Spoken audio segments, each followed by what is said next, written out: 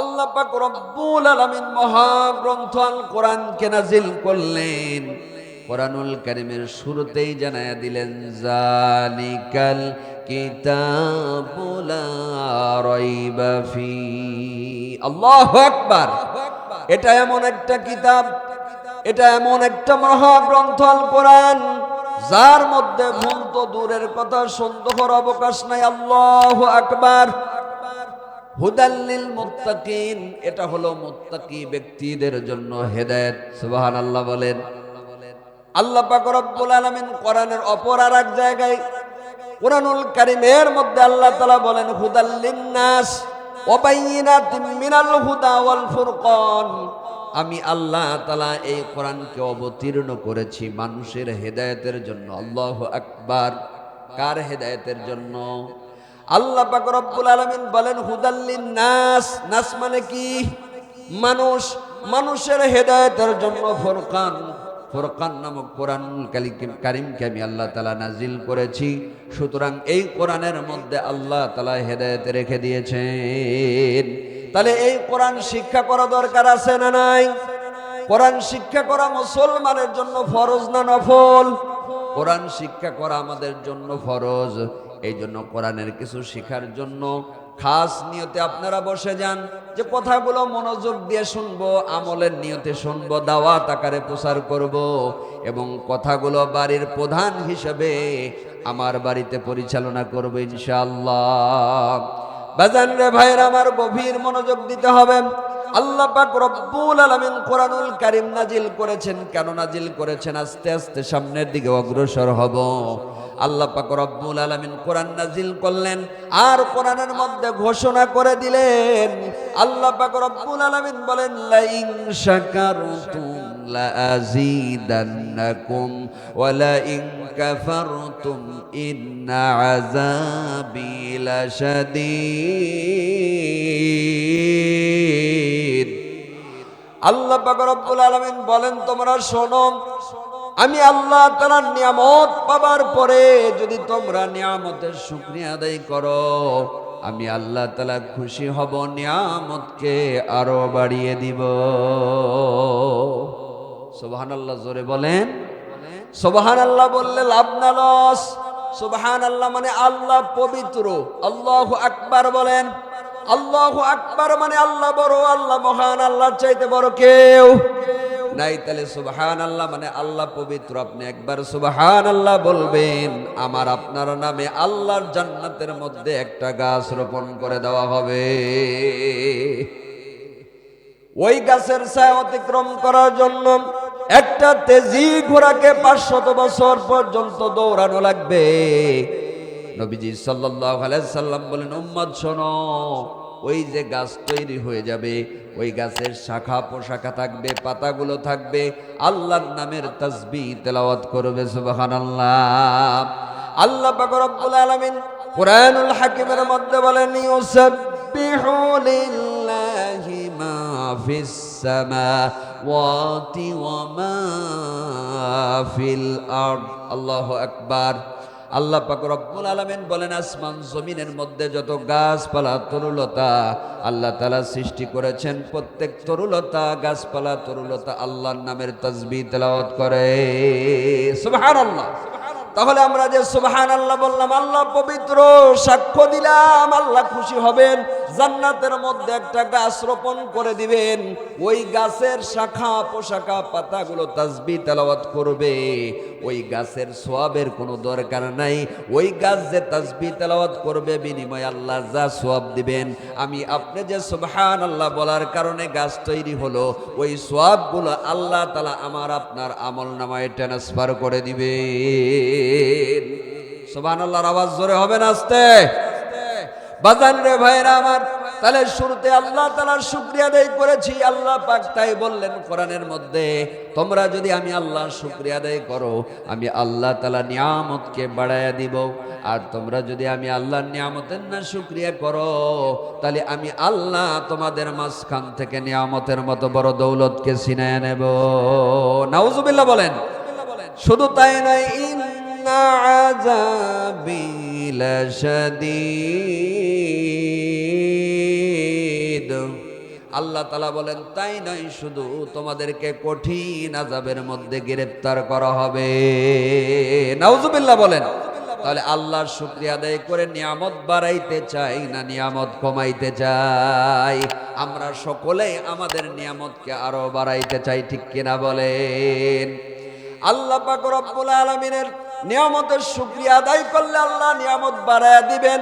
অতঃপর নবীজি সাল্লাল্লাহু আলাইহি ওয়াসাল্লামের উপরে দরুদ শরীফ পাঠ করেছি। নবীজি বলেন, উম্মত শোনো, তোমরা যদি আমি নবীর উপরে একবার দরুদ শরীফ পাঠ করো, সঙ্গে সঙ্গে আল্লাহর পক্ষ থেকে তোমাদের উপর 10টি রহমত অবতীর্ণ হতে থাকে। শুধু রহমত অবতীর্ণ হয়, শুধু তো রহমত অবতীর্ণ হয় না, তোমাদের আমলনামা থেকে 10টি গুনাহ মুছে দেওয়া হয়। আল্লাহু আকবার। শুধু 10টি গুনাহই মুছে দেওয়া হয় না, আল্লাহ তাআলা তোমাদের 10টি মর্যাদা জমিনের মধ্যে বাড়ায় দেয়। তাহলে আল্লাহর শুকরিয়া আদায় করা দরকার আছে না নাই? নবীজির উপরে দরুদ শরীফ পড়াও দরকার আছে না নাই? পড়ব ইনশাআল্লাহ। বাজান রে ভাইরা আমার, নবীজি বলেন, ও আমার উম্মতেরা, আমার সাহাবীরা শোনো, যেই জায়গায় কোরআনুল কারীম তেলাওয়াত করা হয়, কোরআনের তাফসীর করা হয়, ওই জায়গার চতুর্দিক দিয়ে আল্লাহ তাআলার রহমতের ফেরেশতারা বেষ্টন করে দাঁড়ায় যায়। সাহাবায়ে কেরাম বলেন, ইয়া রাসূলুল্লাহ, ইয়া হাবিবাল্লাহ, ফেরেশতা মণ্ডলী কেমনে দাঁড়ায় যায়? নবীজি বলেন, একজন ফেরেশতার কাঁধের উপর ভর করতে করতে আল্লাহর বাড়ি আরশে আজিম পর্যন্ত পৌঁছায় যায়। আল্লাহু আকবার। নবীজি আরো বলেন, আমার সাহাবীরা, দুনিয়ার মানুষ যেমন আকাশের নক্ষত্রকে আলো দিতে দেখে, চমকাইতে দেখে, উজ্জ্বল দেখে, আল্লাহ তাআলার ফেরেশতারা দুনিয়ার জমিনে কোরআনের মাহফিলে আল্লাহর যে সমস্ত বান্দা বান্দিরা বসে যায়, তারা এত দামি হয়ে যায়, তাদেরকে আকাশের নক্ষত্রের মতো আল্লাহর ফেরেশতারা দেখতে থাকে। সুবহানাল্লাহ। বাজান রে ভাইরা আমার, আল্লাহ পাক রব্বুল আলামিন কুরআনুল হাকিমের মধ্যে বলেন, ইযা কুরিয়াল কুরআনু ফাসতামিউ লাহু ওয়া আনসিতু লাআল্লাকুম তুরহামুন। আল্লাহ পাক রব্বুল আলামিন বলেন, যেই জায়গায় কোরআন থেকে তেলাওয়াত করা হয়, কোরআনের আলোচনা করা হয়, ওই জায়গায় তোমরা যারা শ্রোতা হবে, তোমাদের জন্য আমি আল্লাহ তাআলা 2টি শর্ত দিলাম। কয়টা? একটু আওয়াজ দিয়ে বলেন না, কয়টা? আল্লাহ তাআলা 2টি শর্ত দিয়ে দিলেন।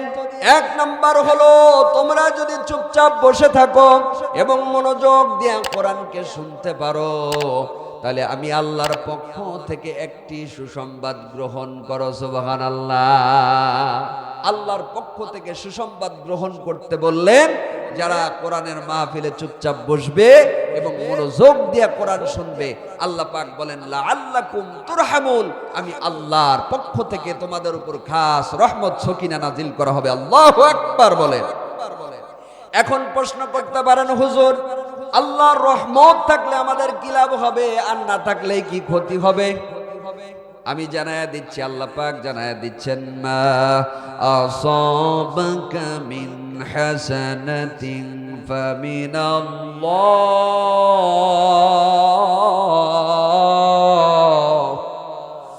কোরআন তেলাওয়াত শুনতে ভালো লাগে না খারাপ লাগে? কোরআন কার বাণী?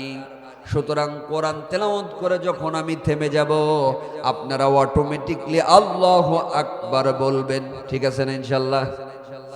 বাজান রে ভাইরা আমার, তাহলে যে কথা বলতেছিলাম, আল্লাহ পাক খাস রহমত নাজিল করবেন। আল্লাহ তাআলা বললেন, মা আসাবাকা মিন হাসানাতিন ফামিনাল্লাহ। আমি আল্লাহর দয়া ছাড়া, আমি আল্লাহর রহমত ছাড়া কারোর সাধ্য নেই যে কোনো নেক আমল করতে পারে। সুবহানাল্লাহ। তাহলে আমরা কোরআনের মাহফিলে এসেছি, এটা নেক আমল না বদ আমল? ভালো কাজ না খারাপ কাজ? তাহলে এটা কার রহমতে হয়েছে? একটু আওয়াজ দিয়ে বলেন না, কার রহমতে হয়েছে? আল্লাহর দয়া অনুগ্রহের কারণে আমরা কোরআনের মাহফিলে এসেছি। আল্লাহ চাহে তো আমাদের তামাম জিন্দেগির গুনাহ এই মাহফিল থেকে মাফ হতে পারে কি পারে না? বাজান রে আমার, ভাইরা আমার, আল্লাহ তাআলা আরো বলেন, আমি আল্লাহর রহমত ছাড়া কোনো মানুষ গুনাহ থেকেও বাঁচতে পারে না। আমরা এই মুহূর্তে গুনাহ থেকে বেঁচে আছি কি নাই? একটু আওয়াজ দিয়ে বলেন, গুনাহ থেকে বেঁচে আছি কি নাই? বাজান রে ভাইরা আমার, কোরআনুল কারীম তেলাওয়াত করলে যিনি তেলাওয়াত করবেন, যিনি শুনবেন, উভয় এক একটা হরফ তেলাওয়াতের বিনিময়ে যে বলবে, যে শুনবে, কমপক্ষে 10টি নেকি বান্দার আমলনামায় দিয়ে দিবেন তিনি কে?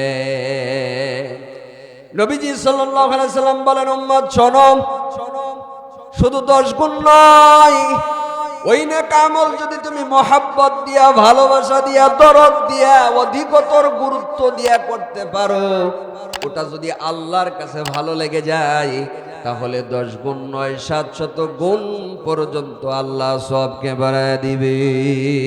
সুবহানাল্লাহ বলেন। আল্লাহ পাক রব্বুল আলামিন কোরআনুল কারীমের মধ্যে বলেন, ইন্নামাল মুমিনুনা আল্লাযীনা ইযা যুকিরাল্লাহ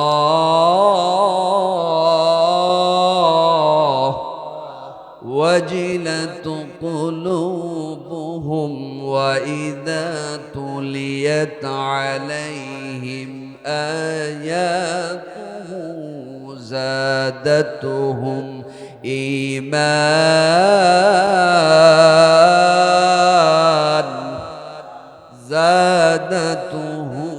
إيمانا وعلى ربهم يتوكلون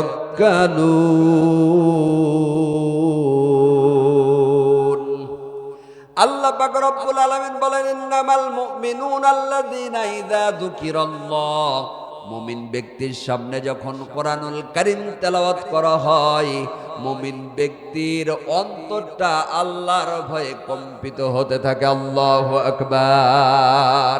কোরআন তেলাওয়াত হলে আল্লাহর ভয়ে হৃদয়টা কম্পিত হতে থাকে, গায়ের লোমগুলো শিউরে ওঠে।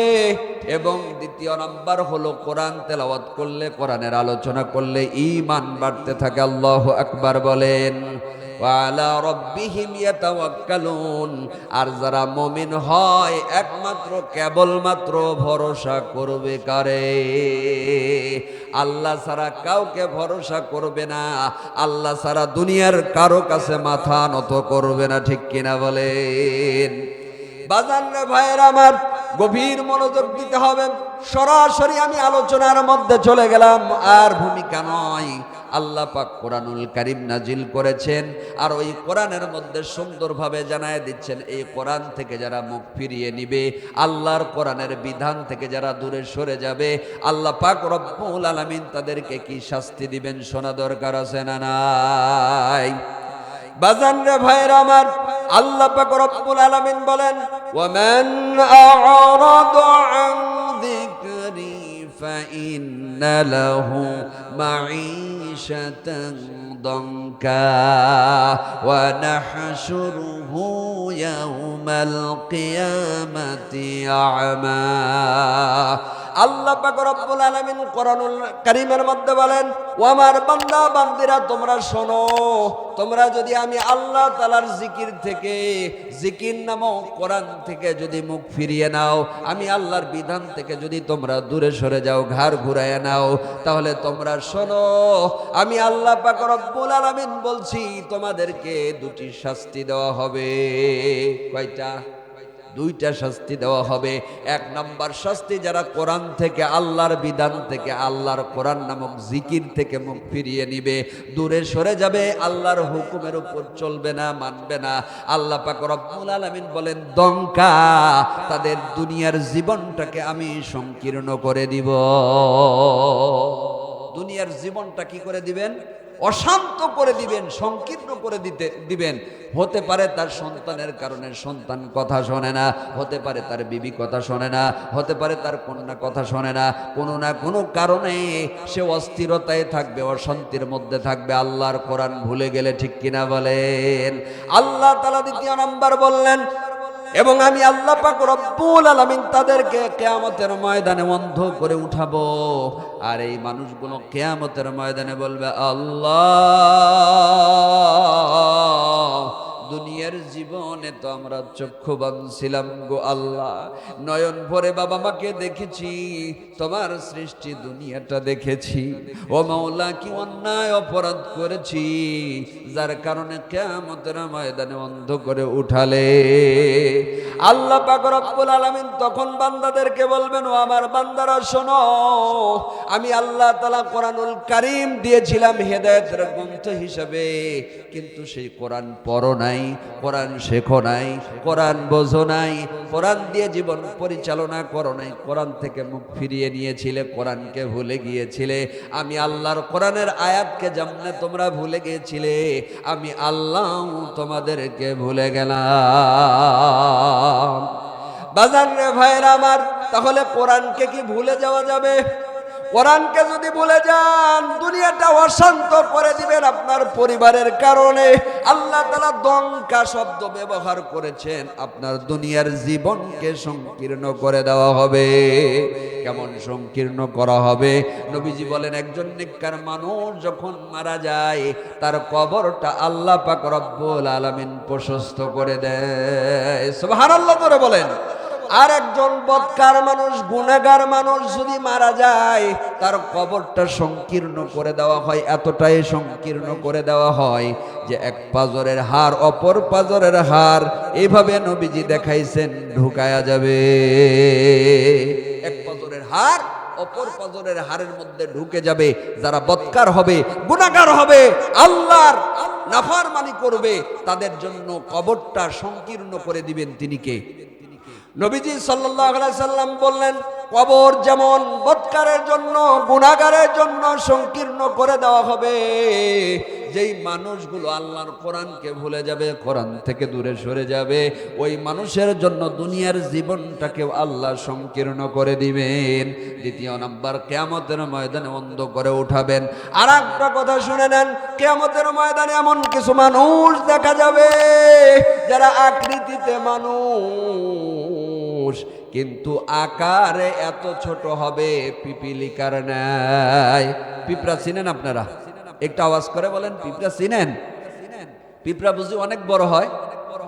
পিঁপড়া আমার পায়ের তলে, আপনার পায়ের তলে পদদলিত হয় কি হয় না? তার মতো আল্লাহ তাআলা ছোট করে দিবেন কাদেরকে? যেই সমস্ত মানুষগুলো দুনিয়াতে অহংকার করে। কি করে? এবার বলেন তো, অহংকার করা কি যাবে? হিংসা করা কি যাবে? গীবত করা কি যাবে? পরনিন্দা কি করা যাবে? বাবা মার অবাধ্য কি হওয়া যাবে? বাজার রে ভাইয়ের আমার, গভীর মনোযোগ। যে কথা বলতেছিলাম, কিয়ামতের ময়দানে অন্ধ করে উঠানো হবে। মানুষগুলো আফসোস করবে, আহারে কোরআনকে ভুলে যাওয়ার জন্য, কোরআনকে না মানার জন্য আজকে আমাদেরকে অন্ধ করে উঠানো হয়েছে। হযরত আয়েশা রাদিয়াল্লাহু তাআলা আনহা নবীজিকে বলেন, নবী গো, আমি আপনাকে একটা প্রশ্ন করতে চাই গো নবী। কিয়ামতের ময়দান তো বড় ভয়াবহ হবে। কিয়ামতের ময়দানে সূর্য অতি নিকটে আসবে, মানুষের মাথার মগজগুলো টকবক করে ফুটতে থাকবে। ওই কিয়ামতের ময়দানে আপনি নবী কি আপনার পরিবারকে ভুলে যাবে?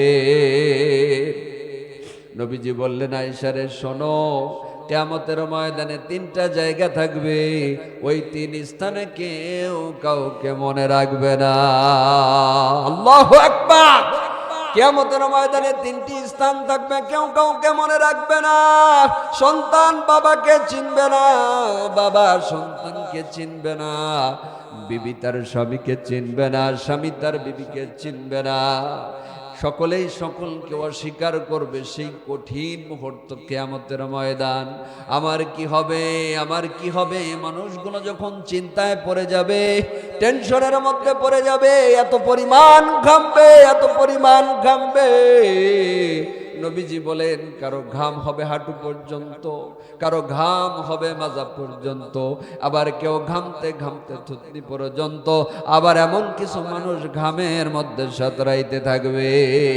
ওই কঠিন হাসরের ময়দানে কবর থেকে মানুষগুলো উঠবে, মানুষগুলো উলঙ্গ অবস্থায় খাতনাবিহীন উঠবে। আয়েশা বলেন, নবী গো, এটা তো বড় লজ্জার ব্যাপার। পুরুষরা উলঙ্গ অবস্থায় হাসরের ময়দানে উঠবে। নবী, আমি জানতে চাই নারীরাও কি কিয়ামতের ময়দানে উলঙ্গ অবস্থায় উঠবে। নবী বললেন, হ্যাঁ, নারী পুরুষ সকলেই উলঙ্গ অবস্থায় কিয়ামতের ময়দানে আল্লাহর কাঠগড়ায় দাঁড়াবে। এবার আয়েশা বলে, নবী গো, এটা তো লজ্জার ব্যাপার, কেউ কাউকে দেখবে না। নবীজি বলেন, মানুষ এতটাই চিন্তিত থাকবে, ব্যস্ত থাকবে, নিজ নিজ চিন্তায় কি হবে, আমি জান্নাতি না জাহান্নামী, আমল নামা ডান হাতে না বাম হাতে, আমল নামা মিজানের পাল্লা ভারী হবে না কি পাতলা হবে, এই চিন্তায় ব্যস্ত। ফুলসিরাত কিভাবে পার হবে এই চিন্তায় থাকবে মানুষ। হাসরের ময়দানে উঠবে, কেউ কারো দিকে তাকাবে না। আয়েশা রাদিয়াল্লাহু তাআলা আনহা বলেন, নবী গো, এই যদি অবস্থা হয় তাহলে আমাদের কি হবে? এবার আমি আপনাদেরকে বলতে চাই, আমাদের ঈমান আমলে দরকার আছে না নাই? আরো আওয়াজ দিয়ে বলেন, দরকার আছে না নাই? আলোচনা শোনাবো ইনশাআল্লাহ, মনোযোগ দিয়ে বসেন, মনোযোগ করে যাবেন। বাজান রে ভাইরা আমার, কিয়ামতের ময়দান তাহলে এমন অবস্থা হবে, তিন জায়গায় কেউ কাউকে চিনবে না। শোনা দরকার আছে না নাই? এক নাম্বার হলো, আমার জীবনের নেক আমল এবং বদ আমল যখন মিজানের পাল্লায় ওজন করা হবে, নেকের পাল্লা ভারী হবে না বদের পাল্লা ভারী হবে, এটা যখন ওজন হবে তখন কেউ কাউকে চিনবে না। আল্লাহু আকবার। দ্বিতীয় নাম্বার হলো, আল্লাহ তাআলা আমল নামা ডান হাতে দিবেন না বাম হাতে দিবেন। আমল নামা যদি ডান হাতে দেয় জান্নাতি, আর আমল নামা যদি পিছন দিয়ে বাম হাতে দেয় সে হলো জাহান্নামী। আল্লাহ পাকের পক্ষ থেকে আমল নামা দেওয়া হবে। আপনি সারা জীবন কি করেছেন? চুরি করেছেন, জিনা করেছেন, দান করেছেন, সদকা করেছেন, নামাজ পড়েছেন, কোন জায়গা করেছেন, প্রত্যেকটা জায়গা অঙ্গ প্রত্যঙ্গ আপনার পক্ষে বিপক্ষে সাক্ষী দিবে, ঠিক কিনা বলেন? বাজান রে ভাইরা আমার, ওই কিয়ামতের ময়দানকে স্মরণ করেন। আল্লাহর কাঠগড়ায় আমাকে আপনাকে দাঁড়াতে হবে।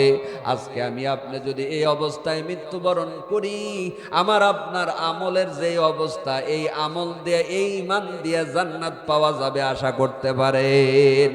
পারেন? আশা করতে পারেন? তাহলে ঈমান আমল মজবুত করা দরকার আছে না নাই? আল্লাহ পাকের হাবিব সাল্লাল্লাহু আলাইহি সাল্লাম বলেন, আখলিস দীনাকা ইয়াকফিকাল আমালুল কলিল। তোমার ঈমান যদি খাঁটি হয়, মজবুত হয়, বিশুদ্ধ হয়, সহি হয়, তাহলে অল্প আমলই তোমার নাজাতের যথেষ্ট হবে। সুবহানাল্লাহ। তাহলে আগে কি দরকার? ঈমান দরকার, ঠিক কিনা বলেন? ওই ঈমানের মধ্যে যদি কুফর থাকে, ঈমানের মধ্যে যদি শিরক থাকে, এবার আপনারা বলেন তো, সব ক্ষমতার মালিক যিনি, তিনি কে?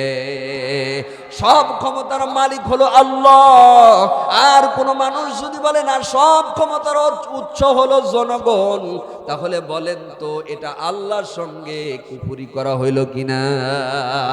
সব ক্ষমতার মালিক যিনি, তিনি হলো আল্লাহ। সব ক্ষমতার মালিক বা উৎস জনগণ হতে পারে না, ঠিক কিনা বলেন? বাজান রে ভাইয়ের আমার, গভীর মনোযোগ দিতে হবে। তাহলে যে কথা বলতেছিলাম, ওই কিয়ামতের ময়দানে আল্লাহর কাঠগড়ায় দাঁড়াতে হবে। আপনি যদি কোরআন থেকে মুখ ফিরিয়ে নেন, অন্ধ করে উঠানো হবে। আপনি ঘামতে ঘামতে হাঁটু পর্যন্ত হবে, মাজা পর্যন্ত হবে, থুতনি পর্যন্ত হবে। আপনার মাথার মগজগুলো টকবক টকবক করে ফুটতে থাকবে। দ্বিতীয় স্থান হলো আপনার আমলনামা ডান হাতে না বাম হাতে। আল্লাহ তাআলা বলেন, ইকরা কিতাবাকা কাফা বিনাফসিকাল ইয়াউমা আলাইকা হাসিবা।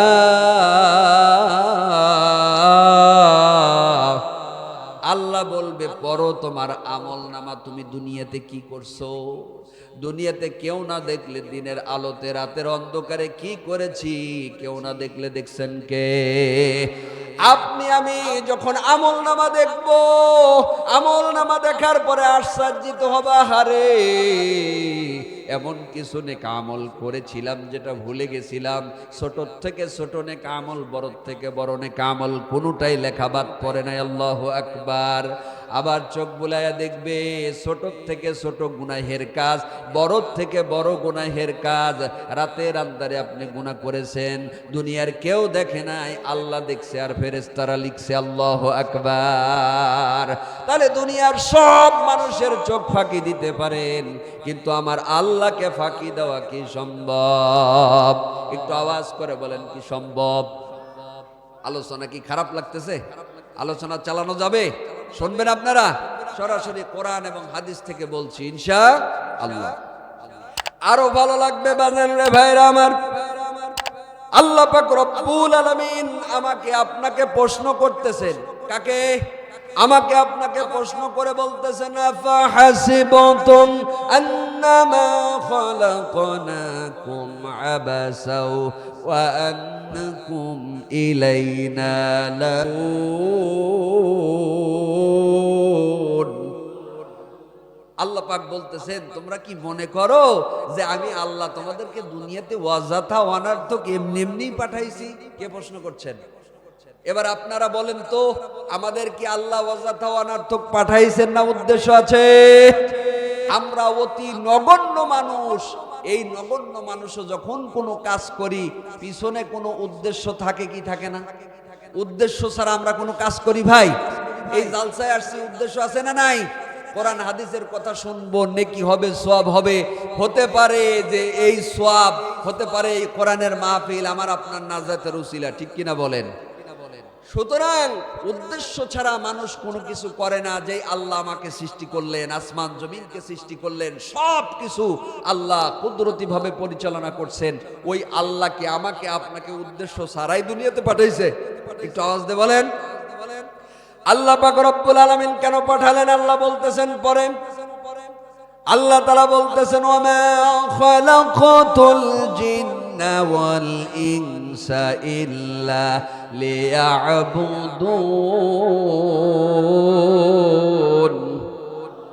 আল্লাহ তাআলা বলেন, আমি মানুষ এবং জিন জাতিকে সৃষ্টি করেছি আমার ইবাদত বন্দেগী আর গোলামি করার জন্য।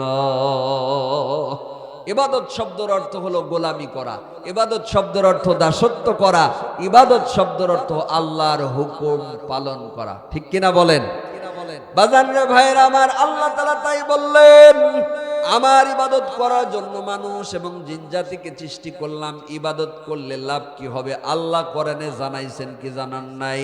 আল্লাহ তাআলা জানালেন, আমিও আপনাদেরকে জানায়া দিলাম।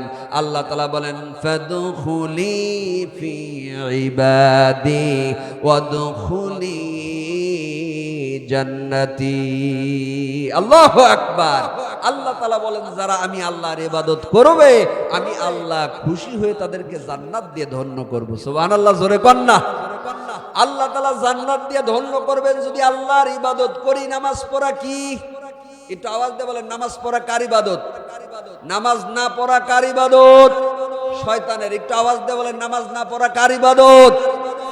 রোজা, রমজানের ফরজ রোজা, আপনার সুস্থ সবল আছেন, প্রাপ্তবয়স্ক, আপনার জন্য কি ফরজ? আল্লাহর ইবাদত যদি না করেন তাহলে কার ইবাদত করা হবে? শয়তানের। আল্লাহর ইবাদত করলে আল্লাহর জান্নাতে, শয়তানকে অনুসরণ করলে, শয়তানের ইবাদত করলে কোথায়? জাহান্নামে, ঠিক কিনা বলেন? আল্লাহ পাক রব্বুল আলামিন সেটাও জানায় দিলেন, ইয়া আইয়ুহাল্লাযীনা আমানু দুখুলু ফিস সিলমি কাফা ওয়া লা তাত্তাবিউ খুতুওয়াতিশ শাইতান ইন্নাহু লাকুম আদুউম মুবিন। আল্লাহ পাক রব্বুল আলামিন বলেন, হে ঈমানদারগণ, তোমরা পরিপূর্ণ ইসলামের মধ্যে প্রবেশ করো, দাখিল হও, আর শয়তানের পথকে অনুসরণ করো না। তার কারণ হলো শয়তান তোমাদের প্রকাশ্যে শত্রু। এবার আওয়াজ দিয়ে বলেন, শয়তান আমাদের বন্ধু না শত্রু? হ্যাঁ, বন্ধু না শত্রু? শয়তান আমাদের ভালো চায় না। কেউ উঠবেন না ভাই, আপনাদের ধৈর্য থাকতে আমি আলোচনা শেষ করব এবং আলোচনা ভালো লাগবে ইনশাআল্লাহ। গভীর মনোযোগ দেন বাজান রে ভাইরা আমার। তাহলে আল্লাহ তাআলা বললেন, তোমরা আমার ইবাদত করলে আমি আল্লাহ জান্নাত দিব। সুবহানাল্লাহ কোন? ওই জান্নাতে যেতে রাজি আছেন কারা? দু হাত আল্লাহকে দেখান। লিল্লাহে তাকবীর। আল কোরআনের আলো, কোরআন হাদিস যেখানে, আজকের মাহফিল সফল হোক, সফল হোক। যারা মাহফিলের পক্ষে তারা বলে সফল হোক, সফল হোক। আর যারা মাহফিল চায় না তারা কয় যা হওয়ার তাই হোক। ঠিক কিনা বলেন? লিল্লাহে তাকবীর, মাশাআল্লাহ। হাত নামান। আলহামদুলিল্লাহ, আপনারা খুব ভালো শ্রোতা। আল্লাহ পাক যেন আপনাদেরকে জান্নাতি হিসাবে কবুল করেন, আমিন বলেন। আপনাদের মুখে যে সুন্দর হাসি, আপনাদেরকে আল্লাহ যেন করে জান্নাতবাসী। আল্লাহু আকবার বলেন, আমিন বলেন। মাশাআল্লাহ, মাহফিল সুন্দর হবে না কেন? আজকের মাহফিলের যিনি সভাপতি, ইনিও কি মাওলানা? একটা আওয়াজ দিয়ে কোন? মাওলানা, আলেম মানুষ। যিনি প্রধান অতিথি, তিনিও কি আলেম। তাহলে আপনারা খুব সচেতন মানুষ, এবং চাঁপাইনবাবগঞ্জের মানুষকে আমি অন্তর থেকেই খুব ভালোবাসি। কি বলেন? সত্যিই ভালোবাসি, মহব্বত আছে। আমি যে আগেই বললাম, আপনাদের এই মহানন্দ নদীতে আমি গোসল করে গেছি আজ থেকে মোটামুটি 17 বছর আগে। কয় বছর? 17 বছর আগে গোসল করে গেছি। বাজান রে ভাইরা আমার, গভীর মনোযোগ দেন। এরপরে আল্লাহ পাক রব্বুল আলামিন বলেন, তোমাদেরকে স্বাধীনতা দিলাম, তোমরা আমি আল্লাহর হুকুম মানতে পারো, ইবাদত করতে পারো। যদি ইবাদত করো জান্নাতি, আর যদি ইবাদত না করো ও শাস্তির কথা আল্লাহ কোরআনে জানাইছেন কি জানাই নাই? এটা বলেই একটা ইতিহাস শোনাবো, তারপরে ইতি টানবো ইনশাআল্লাহ। মানুষ ইতিহাস শুনতে বেশি পছন্দ করে, ফিনিশিং হবে ইনশাআল্লাহ। আগে এই কথাটা শেষ করি, একটু মনোযোগ দেন। আল্লাহ পাক রব্বুল আলামিন বলেন, ইন্নাল্লাযীনা ইস্তাকবিরুনা আন ইবাদাতি সায়াদখুলুনা জাহান্নামা দাখিরিন। আল্লাহ কত সুন্দরভাবে প্রথম বললেন, তোমরা কি মনে করো আমি আল্লাহ তোমাদেরকে অযথা অনার্থক দুনিয়াতে পাঠাইছি? এরপরে আল্লাহ বললেন, ওমা খলাকতুল জিন্না ওয়াল ইনসা ইল্লা লিয়াবুদুন। না না, আমি তোমাদেরকে এমনি এমনি দুনিয়ায় পাঠাই নাই। আমি আল্লাহর ইবাদত বন্দেগী গোলামি দাসত্ব করার জন্য পাঠাইছি। এরপরে আল্লাহ বললেন, যদি ইবাদত বন্দেগী দাসত্ব করো লাভ কি? ফাদখুলি ফি ইবাদি ওয়াদখুলি জান্নাতি। আমি আল্লাহ তোমাদেরকে জান্নাত দিয়ে ধন্য করে দিব। সুবহানাল্লাহ।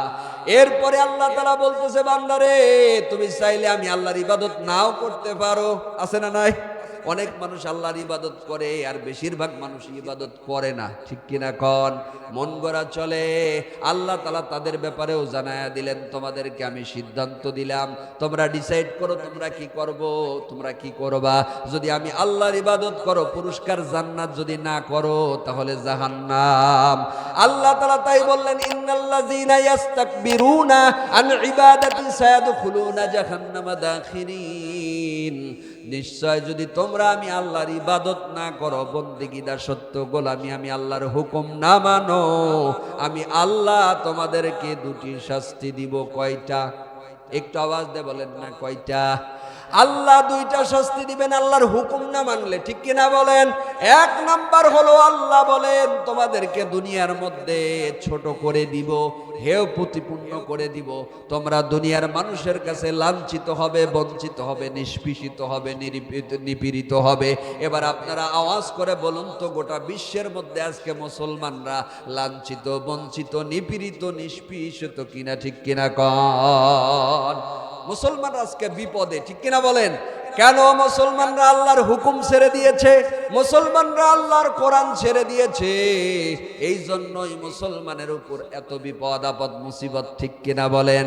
মুসলমান যদি আল্লাহকে ধরে, আল্লাহর কোরআনকে আঁকড়ায়া ধরে, ওই মুসলমান কখনো বিপদে পড়বে না। বিপদ থেকে উদ্ধার করবেন তিনি কে? বাজান রে ভাইরা আমার, তাহলে আল্লাহ তাআলা বললেন তাদেরকে জমিনের মধ্যে ছোট করে দেওয়া হবে, তাদেরকে অপমানিত লাঞ্ছিত করা হবে। এবং দ্বিতীয় নাম্বার, সায়াদখুলুনা জাহান্নামা দাখিরিন, তাদেরকে জাহান্নামের মধ্যে নিক্ষেপ করা হবে। নাউজুবিল্লাহ। বাজান রে ভাইরা আমার, এক নাম্বার হলো আল্লাহর ইবাদত করতে হবে। কার? কথা শেষের দিকে নিয়ে যাচ্ছি। এক নাম্বার আল্লাহ আল্লাহর ইবাদত করতে হবে, অর্থাৎ আল্লাহর হুকুম মানতে হবে, ঠিক কিনা বলেন? আল্লাহ যত জায়গায় আদেশ করেছেন, যত জায়গায় নিষেধ করেছেন, আল্লাহর আদেশ মানাও ফরজ, আল্লাহর নিষেধ মানাও ফরজ, ঠিক কিনা বলেন? আল্লাহ বলছে কি নামাজ কায়েম করতে হবে, নামাজ কায়েম করা কি ফরজ, এবং সুদ খাওয়া আল্লাহ তাআলা কি করছেন হারাম। তাহলে নামাজ পড়া ফরজ, নামাজ কায়েম করা প্রতিষ্ঠিত করা ফরজ, আর হারাম থেকে বেঁচে থাকা দূরে থাকাও ফরজ, ঠিক কিনা বলেন? তাহলে আল্লাহর আদেশ মানা এবং আল্লাহ তাআলা যেটা নিষেধ করেছেন এটা করোনা, উভয়টাই মানা কি ফরজ। আর এটা হলো আল্লাহর ইবাদত। আল্লাহর ইবাদত করলে আল্লাহ জান্নাত দিবেন, আল্লাহর ইবাদত না করলে আল্লাহ আমাকে আপনাকে দুনিয়ায় অপমানিত করবেন এবং আখেরাতে জাহান্নামী করবেন। নাউজুবিল্লাহ বলেন। তাহলে এক নম্বর আল্লাহর ইবাদত। দুই নম্বর কি? নবীজি সাল্লাল্লাহু আলাইহি সাল্লামের ইত্তেবা অনুসরণ করা দরকার আছে না নাই? নবীজি সাল্লাল্লাহু আলাইহি সাল্লামের ইত্তেবা অনুসরণ করব। এবার আপনারা বলুন তো, ইত্তেবা অনুসরণ করার অর্থ হলো আমি যেইভাবে কোরআন তেলাওয়াত করি আমার মতো করেই যদি সভাপতি সাহেব চেষ্টা করে, এটাকেই বলে অনুসরণ, অনুকরণ, নকল করা, ঠিক কিনা বলেন? একজন কারি কোরআন তেলাওয়াত করে, একজন শিল্পী গান গায়, তার মতো করেই যদি আর একজন চেষ্টা করে, যে চেষ্টা করে, এর নামই নকল করা, এর নামেই কি করা? অনুসরণ করা, অনুকরণ করা। সুতরাং নবীজি সাল্লাল্লাহু আলাইহি সাল্লাম যেইভাবে ইসলাম মেনেছে আমাকে আপনাকে ওইভাবে মানার চেষ্টা করার নামই কি? অনুসরণ করা। করব তো ইনশাআল্লাহ। বাজান রে ভাইরা আমার, আল্লাহ তাআলা কোরআনের মধ্যে বলেন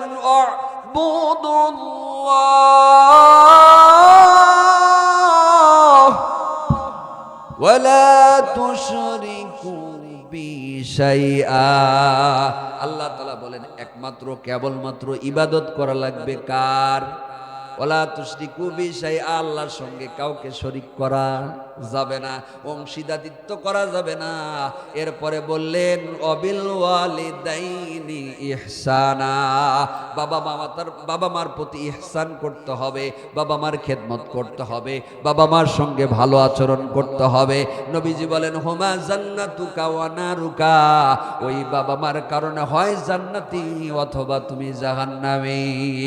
কোন সন্তানের উপরে যদি কোনো বাবা মা খুশি হয়, আমার আল্লাহ খুশি হয়, আল্লাহর জান্নাত খুশি হয়, সুবহানাল্লাহ কোন। আর কোন বাবা মা যদি সন্তানের কাছে নারাজ হয়, কষ্ট পায়, আমার আল্লাহ কষ্ট পায়, জান্নাত তার জন্য কি হারাম হয়ে যাবে। এই জন্য বাবা মার খেদমত করা দরকার আছে না নাই? এক নম্বর আল্লাহর ইবাদত, দুই নম্বর নবীজি সাল্লাল্লাহু আলাইহি সাল্লামের ইত্তিবা অনুসরণ অনুকরণ, আর তিন নাম্বার হলো পিতামাতার খেদমত করা লাগবে। নবীজি বলেন সাহাবীরা শোনো, কোন সন্তান যদি তার বাবা মার দিকে নেক নজরে মহব্বতে ভালোবাসার দরদ দিয়ে একবার তাকায় নজর করে, আল্লাহ পাক খুশি হয়ে ওই বান্দার উপরে, ওই সন্তানের উপরে একটা কবুল হজের সওয়াব আল্লাহ দান করে দেয়। সুবহানাল্লাহ জোরে পাক। তাহলে ওই বাবা মার খেদমত করব কি করব না? বাজান রে ভাইরা আমার, এ কথা বলে আমার আলোচনা ইতি টানবো, গভীর মনোযোগ দিবেন।